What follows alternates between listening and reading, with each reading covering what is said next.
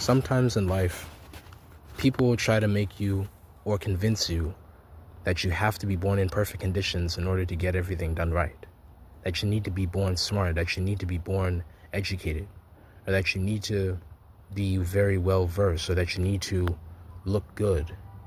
But sometimes that's just not the case, and most of the times these are people who try to force an idealism inside of you to make you believe that you need to be someone that you're not.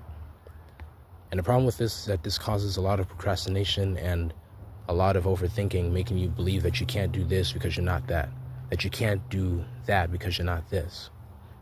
But that's the problem that people have, even people who may seem perfect, but they're not. Because even perfect people have their own flaws. You don't have to be born in perfect conditions just for you to have everything figured out. Sometimes you have to make the conditions perfect, not for you to have it figured out, but for you to at least try to understand little by little. It's all about the little things that we do that gradually build up to the big things that we will be doing later on in the future. Because not everything always has to be done correctly or perfectly. Maybe for some things, maybe when it comes to doing a certain form or a technique, but not in that sense where it has to be done everything right.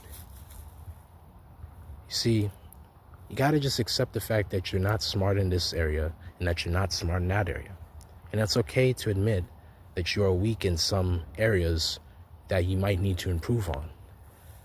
But the most important thing that you must do, or better yet, the most important thing that you must never do, is to give up just because you failed. Because sometimes failure doesn't mean that you messed up or are a loser in life. It means that you're still learning. It means that you're still developing new techniques, new different types of forms and methods in order to come up with something more greater.